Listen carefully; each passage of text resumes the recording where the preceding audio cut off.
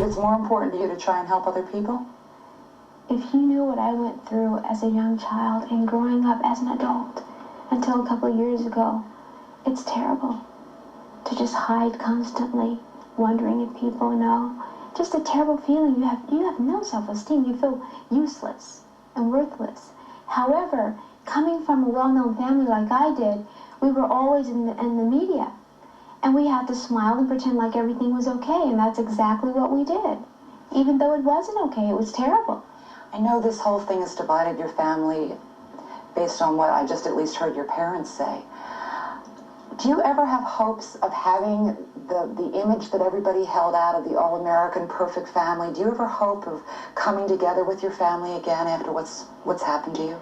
Well, I don't know about the all-American perfect image, because that could never happen. That's been totally, that's been a facade for years now. That we were never the perfect family. We pretend to be. We knew how to pretend to be, too. We knew how to smile when the cameras were on. And the minute those cameras were off, no one was smiling. Everybody walked away. No one spoke to my father. Everybody was terrified. But yes, I do hope eventually that one day that we can all get together and everything will be fine. Because they're my family. However, I do understand that I do come from a dysfunctional family. And there are things that need to be straightened out. And they need to realize this. And they're very much aware of it. I have siblings who have spoken to me about this, but they want to remain anonymous. And you have to give them that respect. Have you forgiven your father? My father, it's sort of a hard question to answer. When you say, have I forgiven him? I should probably answer you by saying that I blame my mother more than my father, because I think if any man who's sleeping with his daughter and the wife is standing there and she's part of my blood and he's not, and she allows him to do this to her daughter, something's wrong. Something's wrong with the man. How could she stay with him like that? This is her daughter. Leave him, like my sister asked. Leave him, do something, go somewhere. But she chose not to. She chose to stay right there and watch him do that. Why, I don't know. I'm sure there are a lot of reasons. Perhaps she would prefer to see him with the daughters than another lady on the street. I don't know. Okay. Didn't mean to upset you. No, it's all right. You okay? All right. Next, we're going to meet a private investigator who went to the Jacksons' hometown of Gary, Indiana. He says he found witnesses to corroborate Latoya's story of sexual abuse. We'll be back.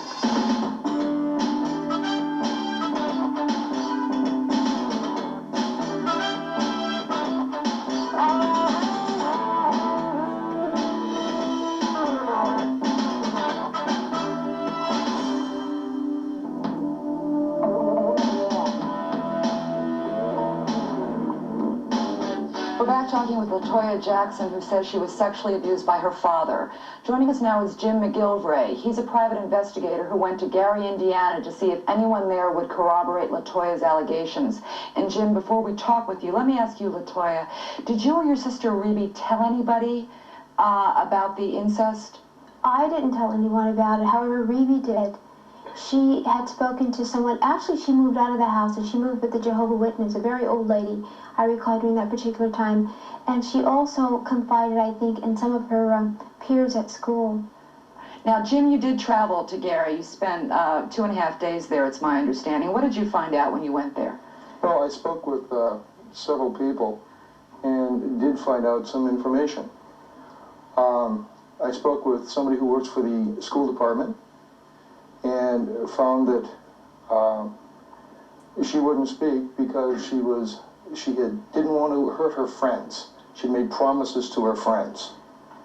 Well, did she know the Jacksons? She knew the Jacksons? Well, she knew the Jacksons, yes, and she knew Rebe. She was a friend of Rebe's? I don't know if she was a friend or not, but she said that she knew her and that she wasn't going to talk because she had made promises to friends and she wasn't going to give any more information. And what else did you find out? Well, I called, I went from there to I spoke with the minister from the Jehovah's Witnesses, the local one that the Jacksons went to. And at first he said that he didn't know the Jacksons at all, that he'd only spoken to them just one time. And he took them to a convention in Chicago. After talking with him for a few more minutes, he said that he knew that Reby had lived with an older woman who was now dead. And I directly brought it up about sexual allegations, and he said that, well, the only thing that he knew was just what he had heard, and it was all hearsay, and he didn't know exactly what the truth was. And he refused to talk to me anymore. And was there anything else that you talked to anyone else? In other words, were you getting a feeling that people knew about this, but had been like, what, intimidated into not talking? And I got the opinion that everybody out there is in awe of the Jacksons, like people are of the Kennedys and something, that the Jacksons couldn't possibly do anything wrong. That nobody would speak about the Jacksons at all. I don't know if there was a payoff or whatever, just that they were in awe. The police department were not helpful at all. I went there and they said they couldn't look up records because they changed and went computerized, and they had no way of doing it. The woman who could do that was on vacation. They couldn't look up the microfilm. They couldn't look up the computer records.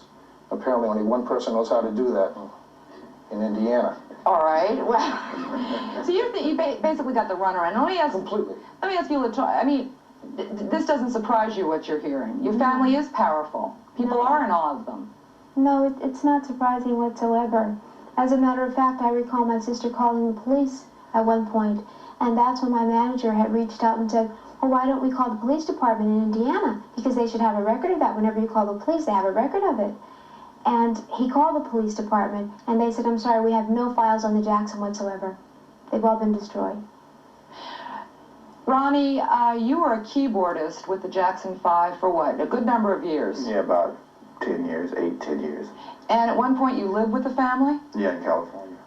Now, this is a terrible thing. It is. Does it surprise you when you hear Latoya talk? Not really, because I don't really put anything past Joseph. What does that mean? Well, I've seen him on occasions, like, I remember one time in Gary when we were rehearsing, and Mother fixed a nice dinner, and everybody was sitting down commiserating and having fun and talking about going to, I think it's the Apollo Theater, to do a gig there, and it was like 0 outside. And Joseph said, I want some Kool-Aid. He said, Jermaine, go down to the store and give me some Kool-Aid. Jermaine said, man, it's cold outside. And Joseph took an army spoon and bam, hit him across the head, sent him out the door in the cold. So you're saying he was physically abusive to his children? You saw that happen? With an army spoon? You know, a big stirring spoon? Yeah. That aside, how did he treat Latoya, from what you saw? From what I saw, like Latoya said, she tried to stay to herself. Okay, she was real quiet. She was like Mother's shadow. But then whenever a guy would come around to talk to Latoya or take her on a date, Joseph would hit the ceiling. You had to scrape him off. It was like, it was wild. Even one time, I was trying to teach her how to swim. And he went off. It was more like, this is my girl, man. Sounds like a jealous boyfriend like rather a than a jealous father. boyfriend more so than a father. Was he like that when you started to have attention from other men? Was he jealous? Well, he didn't allow me to do anything. I don't recall it being, I don't know if I should phrase it jealousy or not, because you don't see it that way.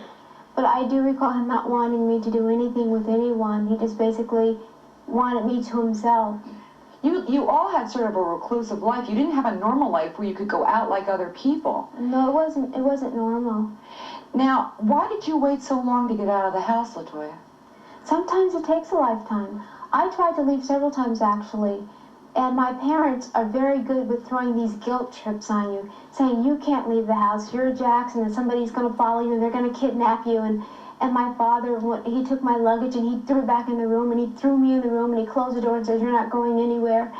And this went on continuously throughout my life when I tried to leave, and now I look back on it, and I say, how silly, why didn't you just get up in the night and just go? But he always said, if you left, I'd find you and bring